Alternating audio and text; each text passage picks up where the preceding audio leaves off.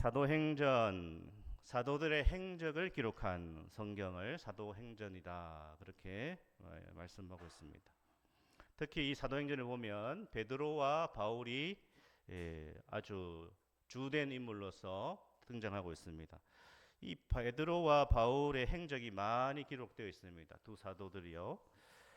또한 빌립과 스데반과 바나바, 그들의 행적들도 기록되어 있습니다.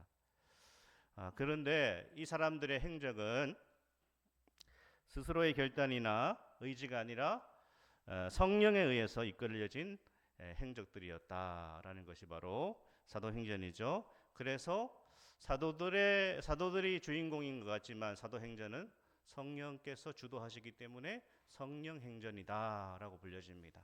우리 한번 따라할까요? 성령행전, 성령행전.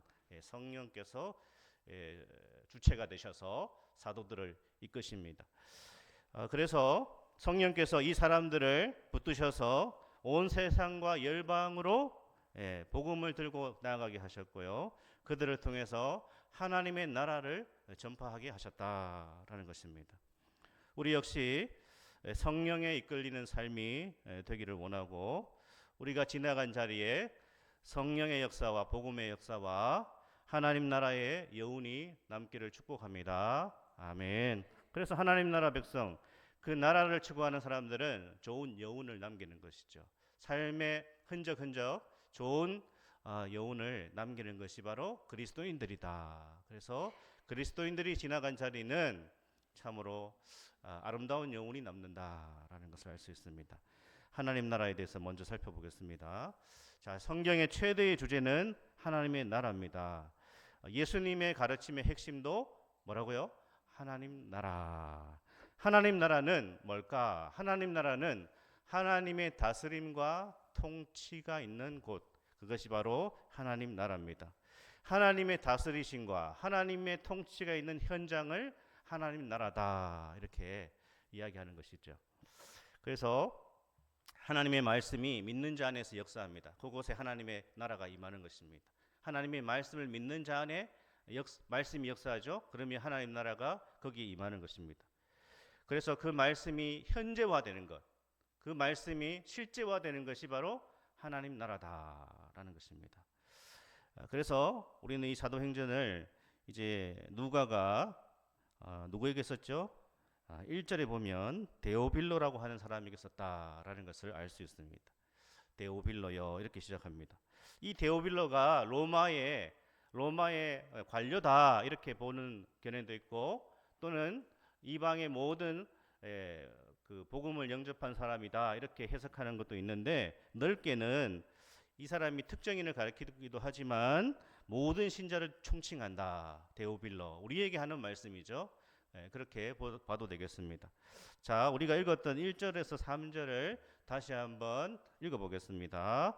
데오빌로여, 내가 먼저 쓴 글에는 무릇 예수께서 행하시며 가르치시기를 시작하신부터 그가 택하신 사도들에게 성령으로 명하시고 승천하신 날까지를 기록하였노라.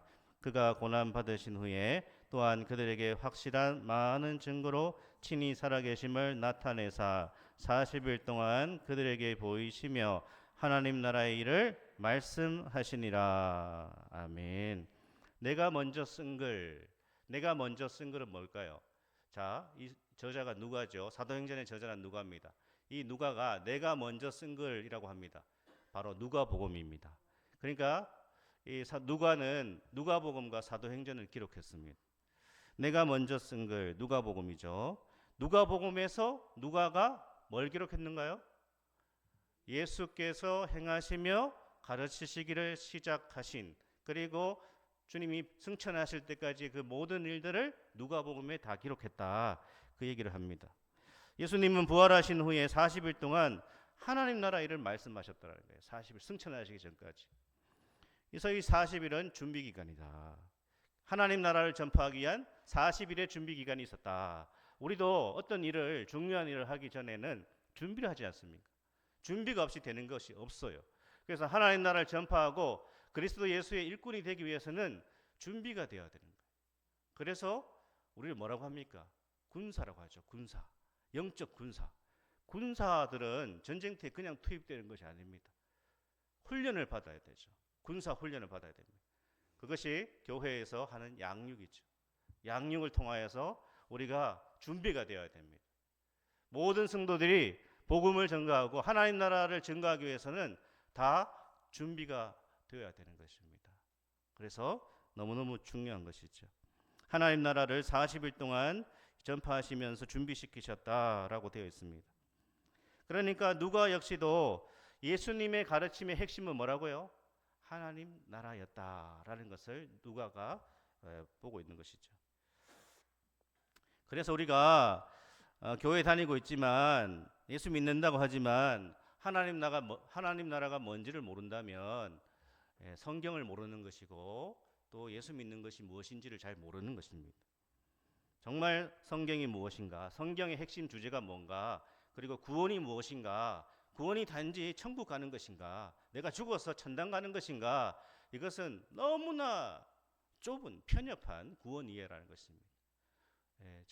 참된 구원은 하나님 나라를 내가 깨닫고 하나님 나라를 내가 살아내는 것이 참된 구원이다.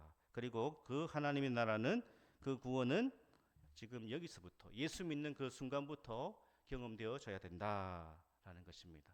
그래서 하나님의 뜻이 이루어지는 그곳이 바로 하나님 나라다.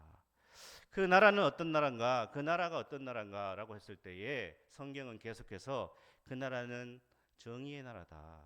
그 나라는 공평의 나라다. 그 나라는 사랑의 나라다라고 말씀합니다.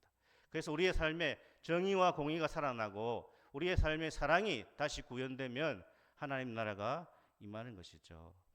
그래서 예수 믿는 사람들은 이 땅에 지금 내가 살고 있는 현장, 가정, 직장, 우리 이웃과의 모든 사업장, 삶의 터전에서 하나님 나라가 임하도록 분투하는 사람들이, 노력하는 사람들이 바로 그리스도인들이다라는 것입니다. 예수님이 뭐라고 가르치셨어요? 주기도문에 보면 우리가 뭐라고 주기도문 합니까? 나라가 임하옵시며. 그러니까 우리 예수님이 기도를 가르치실 때에 나라가 임하도록 기도해라 라는 것은 이 하나님의 나라가 너희 가운데 임하도록 기도해라 라고 말씀하셨습니다. 그러니까 하나님 나라가 너무너무 중요한 것이죠. 하나님의 나라는 세상 나라와 다릅니다. 세상의 나라는 어떻습니까? 부자와 힘 있는 자들이 대접을 받고 가난하고 약한 자들은 무시되는 것이 세상 나라입니다. 그래서 이 세상 나라의 법칙은 어떻게 해서든지 높은 자리에 올라가서 자신의 힘을 휘두르고자 하는 것이죠. 높은 자리에 오르고 어떻게 해서든지 돈 많이 벌어가지고 호의호식하는 삶을 사는 것, 그것이 세상 나라입니다. 하나님의 뜻에는 관심이 없어요.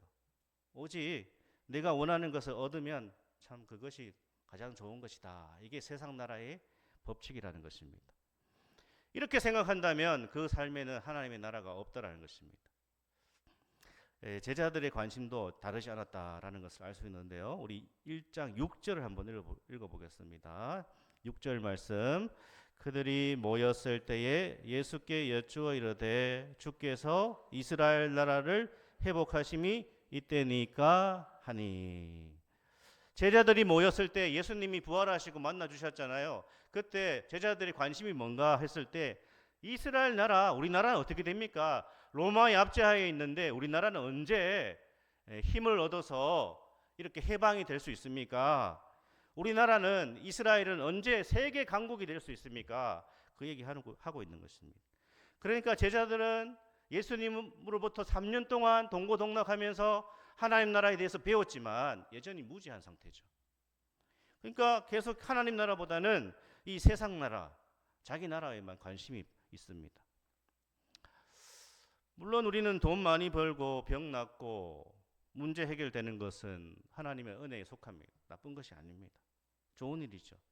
그러나 우리의 관심이 오직 거기에만 있어서는 안 된다라는 겁니다. 예수님이 뭐라고 하시죠? 7절에 우리 7절을 한번 볼까요? 7절 시작. 이르시되 때와 시기는 아버지께서 자기의 권한에 두셨으니 너희가 알 바 아니요.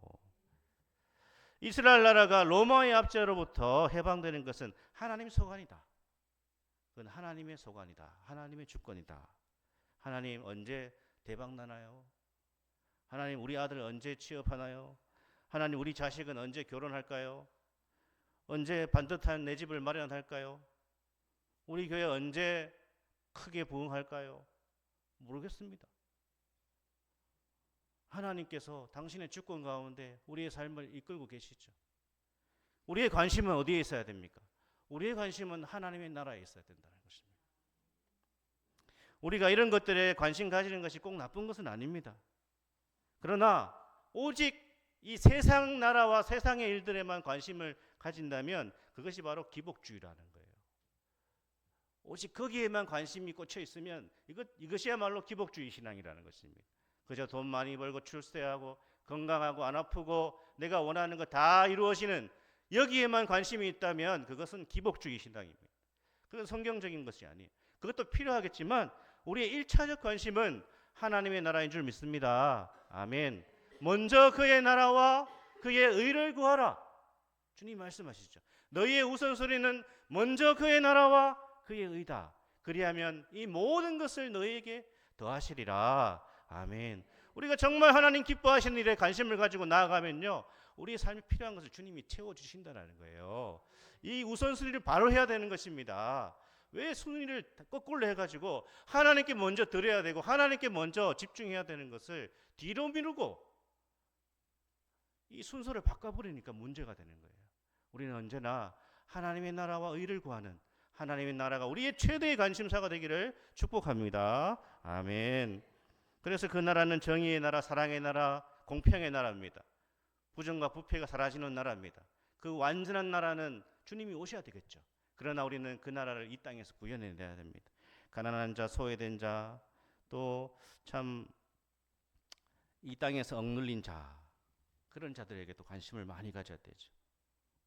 현실에 무관심하고 정말 자기의 것에만 집중해 있는 것은 하나님의 나라가 아닌 것이죠. 그래서 하나님의 나라는 삶에 지친 자들에게 새로운 활력을 줍니다.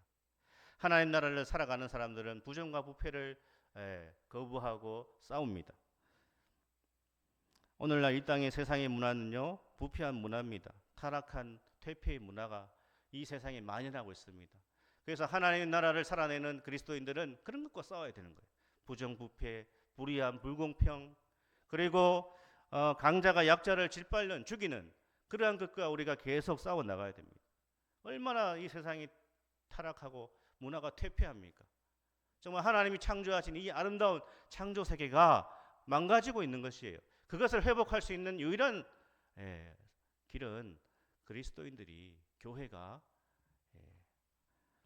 이 세상 나라를 하나님 나라로 바꾸어 나가는 그 일에 헌신해야 된다라는 것입니다. 하나님 나라가 임하는 곳에는요, 하나님의 자비와 긍휼이 있습니다.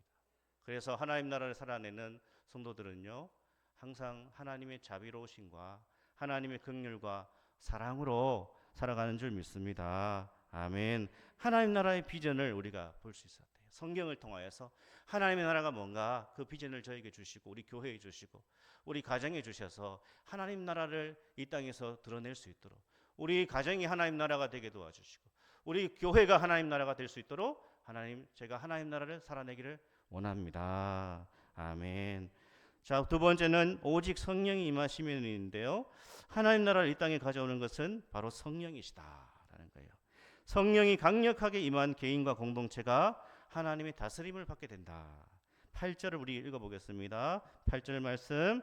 오직 성령이 너에게 임하시면 너희가 권능을 받고 예루살렘과 온 유대와 사마리아와 땅끝까지 이르러 내 증인이 되리라 하시니라. 아멘.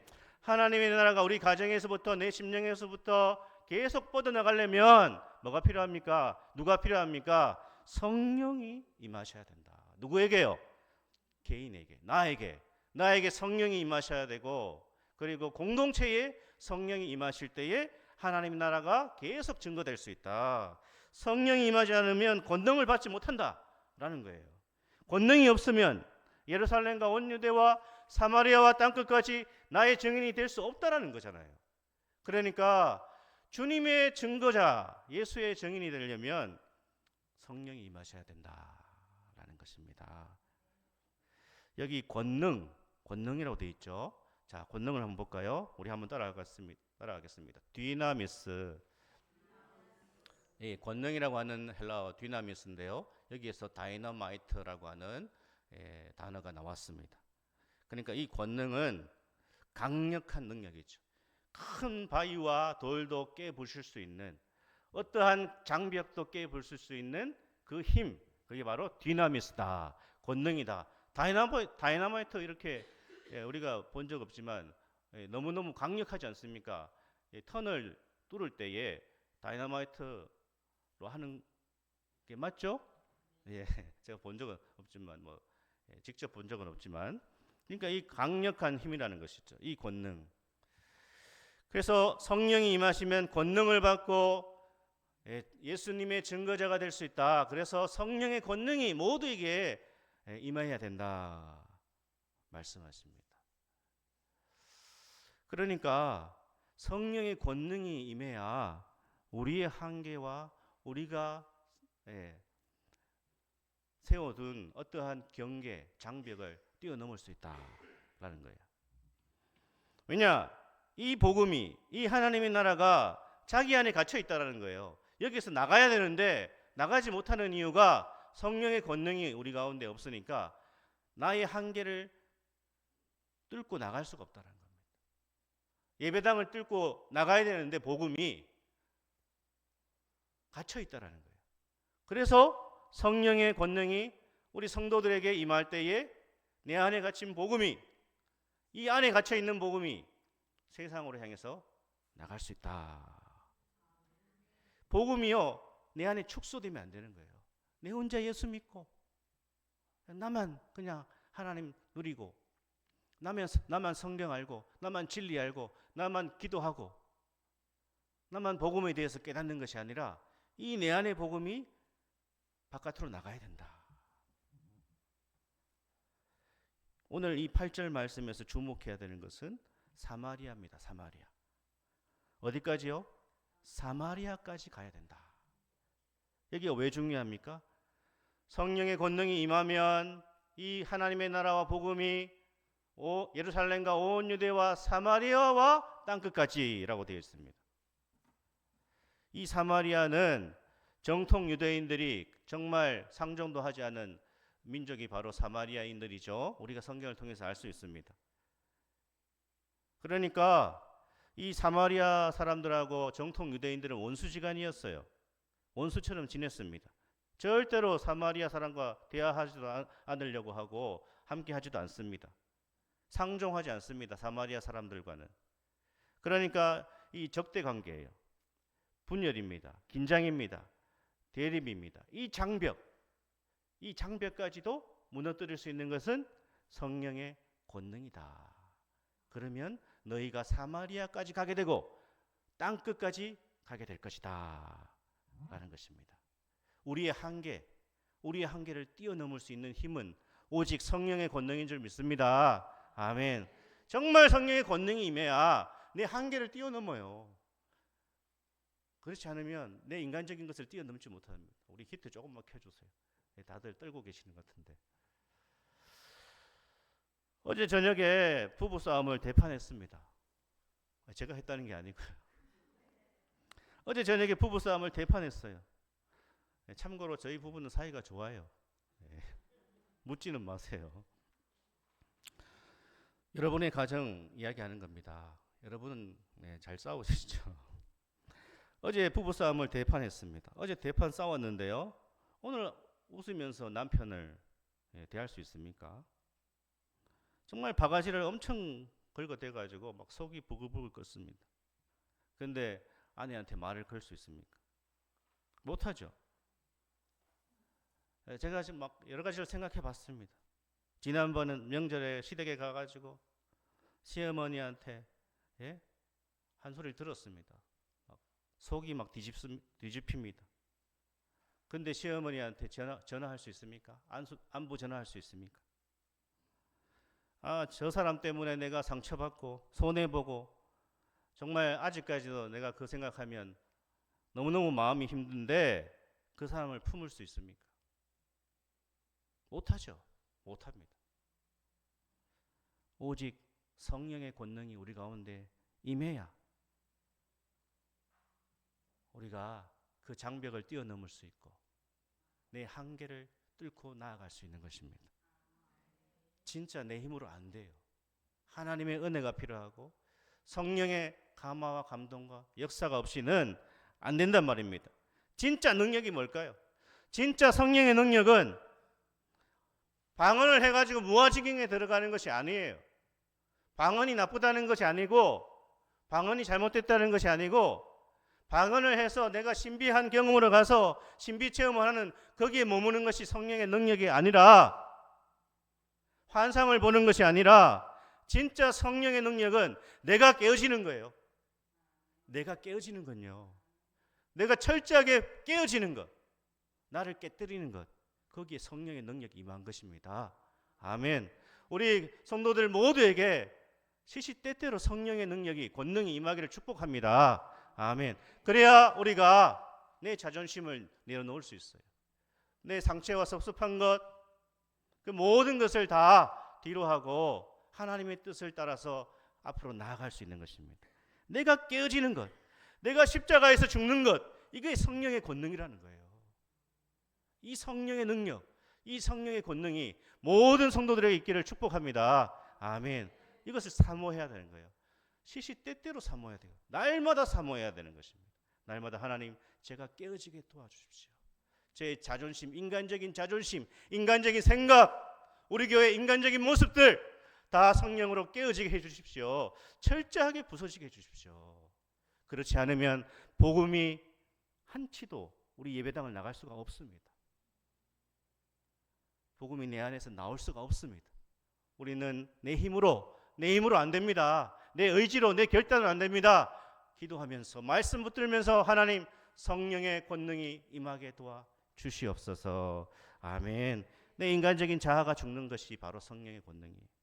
내 자존심이 죽더라도 평화를 이루어내는 것이 바로 성령의 권능이고 화해를 이루어낼 수 있는 힘이 바로 성령이 내 안에서 역사하신다는 증거입니다. 먼저 손을 내밀고 먼저 인사를 하고 먼저 말을 걸 수 있는 십자가의 길을 가게 만드는 것이 바로 성령의 능력이다. 그것이 성령 충만이다 라는 것입니다. 에베소서 5장 18절 21절 우리 한번 읽겠습니다. 술 취하지 말라. 이는 방탕한 것이니 오직 성령으로 충만함을 받으라. 시와 찬송과 신령한 노래들로 서로 화답하며 너희의 마음으로 주께 노래하며 찬송하며 범사에 우리 주 예수 그리스도의 이름으로 항상 아버지 하나님께 감사하며 그리스도를 경외함으로 피차 복종하라. 아멘. 사랑하는 성도 여러분, 여러분의 사마리아는 어디입니까? 여러분의 사마리아가 누굽니까? 한번 자신에게 물어보시고 답해 보십시오. 우리의 사마리아가 땅 아프리카입니까? 태국, 일본에 있습니까? 여러분 주변에 있는 정말 가까이 하기에는 너무 먼 당신이 있을 수 있어요. 그 사람이 사마리아가 아닐까? 그 사람이 땅끝이 아닐까? 우리가 저 해외에 오지로 가는 것이 꼭 사마리아 땅끝입니까? 내가 다가갈 수 없는 어떤 장소, 어떤 사람, 거기가 사마리아고요. 거기가 땅끝이에요. 내가 가기 힘드니까, 내가 가장 가기 힘드니까 그 장벽을 허물고 그 장벽을 뛰어넘을 수 있는 오직 성령의 능력을 사모하시고 그 권능을 경험할 수 있기를 축복합니다. 아멘. 우리가 세 번째는 성령의 권능을 받으려면 어떻게 해야 되는가? 조건이 있습니다. 우리 4절 5절 말씀을 같이 읽겠습니다. 사도와 함께 모이사 그들에게 분부하여 이르시되 예루살렘을 떠나지 말고 내게서 들은 바 아버지께서 기다리라. 요한은 물로 세례를 베풀었으나 너희는 몇 날이 못되어 성령으로 세례를 받으리라 하셨느니라. 아멘. 예루살렘을 떠나지 말고 예루살렘에서 기다리라. 예루살렘을 떠나지 말라고 하신 이유가 뭘까요? 예루살렘은요, 실패의 장소입니다. 뭐라고요? 실패의 장소. 예루살렘은 제자들이 실패한 곳입니다. 여기는 패배의 장소입니다. 베드로는 예수님을 3번이나 부인했던 곳이 바로 예루살렘입니다. 온갖 수치와 낙심과 절망을 경험했던 곳이 바로 예루살렘입니다. 예수님이 십자가에서 죽으셨기 때문에 거기가 실패라고 여겨졌습니다. 그렇다면 성령은 누구에게 임하시는가? 나의 피나는 노력, 자기가 너무나 의롭다고 생각하는 그 사람에게 성령은 임하지 않는다는 뜻이에요. 성령은 오직 철저하게 자신의 실패와 무능을 인정하는 사람에게 임한다는 뜻이에요. 자신을 부인하는 사람이에요. 내 가능성을 생각하지 않는 거예요. 내가 이렇게 열심히 하는 사람이니까 성령의 권능이 임할 것이다 라고 생각하는 게 아니라 나는 철저하게 무능하고 나는 무지하고 나는 실패한 사람입니다. 나는 성령의 권능을 받기에 합당하지 않습니다. 나는 예수의 증거자가 되기에 합당하지 않습니다. 철저히 자신의 무능과 자신의 한계를 인정하는 그 사람에게 성령이 임하신다는 거예요. 로이 헤슨이라고 하는 신학자가 이런 말을 합니다. 성령은 우리의 신실함에 대한 보상이 아니라 우리의 실패에 대한 하나님의 선물이다. 성령은요, 우리의 신실함에 대한 보상이라기보다 우리의 실패에 대한 하나님의 선물, 하나님의 은혜다. 알듯하면서도 모르겠죠. 성령의 은혜는 우리가 철저하게 깨어지고 나에게 소망이 없음을 인정하고 나의 가능성이 아니라 주님의 가능성, 주님의 신실함을 바라보는 자에게 임하는 줄 믿습니다. 아멘. 우리가 저 나락으로 떨어진 그곳에 어떻게 해요? 우리가 저 밑바닥으로 떨어졌습니다. 저 밑바닥으로 떨어지면 소망이 뭐예요? 가능성이 없어요. 저 나락으로 떨어지면 오직 위만 바라봅니다. 누가 건져줘야 되는 거예요. 하나님께서 은혜 가운데 우리를 구출해 내셔야 되는 거예요. 손을 내밀어서 주님께서 우리를 건져주셔야 되는 거예요.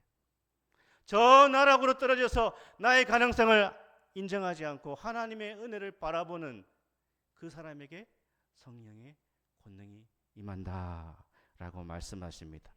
내가 정말 소망이 없음을 인정하셔야 돼요. 내가 소망이 없음을 언제 인정합니까? 우리가 정말 기도를 깊이 하면, 하나님 말씀에 집중하면 나 소망이 없구나. 십자가를 제대로 바라보면 나는 소망이 없다. 오직 주님만이 나의 소망이십니다. 그것이 인정이 되는 것이에요. 스스로의 힘으로 할 수 있다고 생각하는 오만함과 교만을 버려야 됩니다. 자만심의 헛바람을 몰아내고 성령의 바람, 성령의 루하흐, 루하흐는 바람이란 뜻도 있고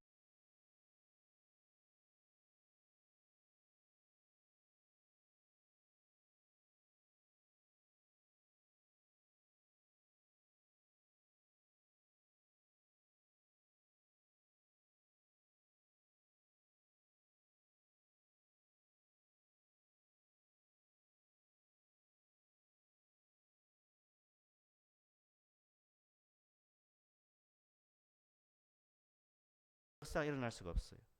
내 힘과 열심 주님을 섬기고 주의 일을 한다고 생각한다면 다 내려놓아야 됩니다. 아집을 내려놓아야 돼요. 아집이 철옹성같이 우리를 둘러치고 있으면 안 됩니다.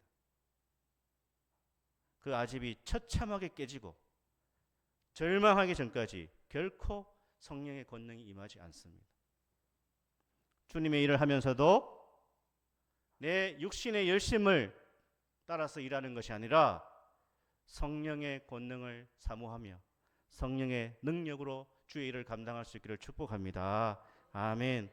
성령의 권능으로요, 이 나라고 하는 이 자아를 벗어버려야 되는 거예요. 나라고 하는 자아를 계속 깨뜨려 나가셔야 되는 거예요. 그러니까 신앙생활을 하면 할수록 나는 정말 계속 작아지고요, 주님이 내 안에서 커지는 거예요. 그게 진짜 성령의 역사입니다. 실패의 자리, 절망의 자리, 낙심의 자리에 머물면서 오직 주님의 은혜를 사모하는 그곳에 성령의 권능이 임합니다. 어메이징 그레이스로 유명한 존 뉴턴이라고 하는 목사님이 계시죠. 그분이 이런 글을 썼는데요. 제가 신앙시에 속하는데 한번 소개해 드리겠습니다. 나는 더 큰 믿음과 사랑 안에서 자라며 모든 은혜로 충만하기를 간절히 구했네. 그러나 주님은 내가 구한 축복 대신 내 마음의 숨은 사악함을 드러내시며 지옥의 성난 권세가 내 영혼을 엄습하게 하여 나를 더욱 공곡케 하며 나의 모든 계획이 어긋나게 하며 나를 꺾으시고 나를 바닥에 낮추셨네. 주여 왜 이렇게 대하십니까? 나를 죽이려 하십니까? 주께서 대답하시기를 바로 이것이 너의 기도에 대한 나의 응답이다. 네가 당한 시련은 너의 자아를 교만해서 자유케 하고 세상의 즐거움을 향한 너의 계획을 무산시켜 내 안에서 모든 것을 추구하게 하려고 내가 동원한 연단의 방편이었다. 성령의 권능이요, 내가 깨어진 그 자리에서 임한다는 거예요. 철저하게 내가 깨어지고 내 가능성을 믿지 않고 주님의 가능성을 믿는 그곳에 성령의 권능이 임하고 그 권능을 받아 예루살렘과 온 유대와 사마리아와 땅끝까지 가는 예수 그리스도의 증인이 될 수 있는 줄 믿습니다. 아멘. 이 권능을 사모하시고요, 우리가 실패했더라도, 우리가 참 부족하더라도 언제나 우리를 은혜로 대하시고 당신을 바라보는 자에게 다시 이 권능을, 성령의 역사를 주시는 그 하나님 바라보시면서 2026년 한 해는 저와 우리 성도님들과 우리 진리교회에 이 성령의 권능이 임하여서 우리의 한계를 뛰어넘고 예배당에 갇혀있는 복음이 아니라 이 예배당을 뚫고 이 지역을 복음으로 섬기고 더 많은 사람을 그리스도 예수께로 초청하는, 권능에 사로잡히는, 성령의 능력에 사로잡히는 우리 성도들 교회 되기를 축복합니다. 아멘.